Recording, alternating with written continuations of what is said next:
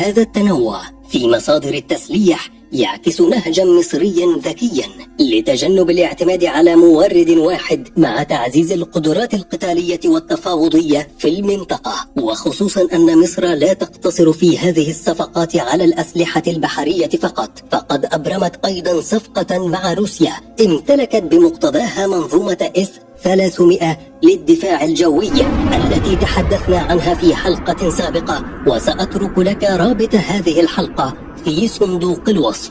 من الجدير بالذكر أن أحد أبرز شروط مصر في صفقة سكوربيون كانت تصنيع الغواصات جزئيا في الأحواض البحرية المصرية، وبالأخص في حوض بناء السفن بقاعدة 3 يوليو البحرية بالأسكندرية. هذا الشرط يعكس استراتيجية مصر لتعزيز الاستقلالية الدفاعية وتطوير قدراتها في الصناعات العسكرية، كما ستشمل عملية التصنيع نقل نماذج تكنولوجية متقدمة، مما يحقق للمهندسين المصريين اكتساب خبرات في بناء وصيانة الغواصات الحديثة، مما يجعلنا نقول إن ما يحدث لا يعتمد فقط على صفقة تجارية تقليدية، بل هو شراكة استراتيجية تهدف إلى تعزيز القدرات الصناعية والعسكرية المصرية على المدى الطويل.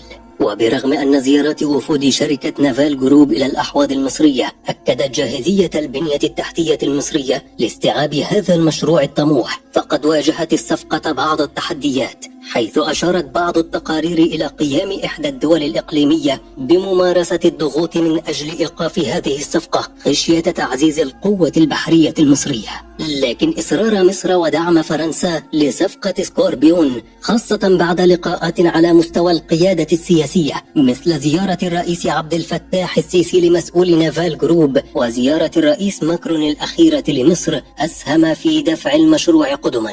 مخاطر سكوربيون على إسرائيل ومخاوفها. أثارت أنباء صفقة سكوربيون قلقا كبيرا في إسرائيل، حيث إنها تنظر إلى تعزيز القدرات البحرية المصرية كتهديد استراتيجي محتمل. فالغواصات الإسرائيلية من طراز دولفين التي تعمل بالديزل ومزودة بصواريخ كروز قادرة على حمل رؤوس نووية كانت تمنح إسرائيل تفوقا بحريا في المنطقة، لكن سكوربيون بفضل خفائها العالي وقدرتها على إطلاق صواريخ كروز بعيدة المدى تضيق الفجوة بين القدرات المصرية والإسرائيلية، ويكمن الخطر الأكبر على إسرائيل في قدرة سكوربيون على تنفيذ عمليات سرية بعيدة المدى اعتمادا على قدراتها في التخفي، مما يتيح لمصر استهداف أصول بحرية أو برية إسرائيلية دون الكشف عن موقعها. كما أن نشر الألغام البحرية يمكن أن يشل حركة السفن التجارية والعسكرية الإسرائيلية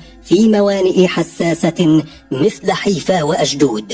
عزيزي المشاهد، يجب أن تتيقن أن امتلاك مصر لغواصات سكوربيون 2000 سيمنحها مزايا استراتيجية وعملياتية هائلة، وسيعيد تشكيل مراكز القوة الاستراتيجية والعسكرية في المنطقة. كما أن التنوع في مصادر التسليح بين ألمانيا وفرنسا وروسيا يعزز من المرونة الاستراتيجية لمصر ويمنحها نفوذا أكبر في المفاوضات الدولية. ولكن هل تتوقع أن تحاول إسرائيل عرقلة هذه الصفقة قبل مرحلة التسليم؟ شاركنا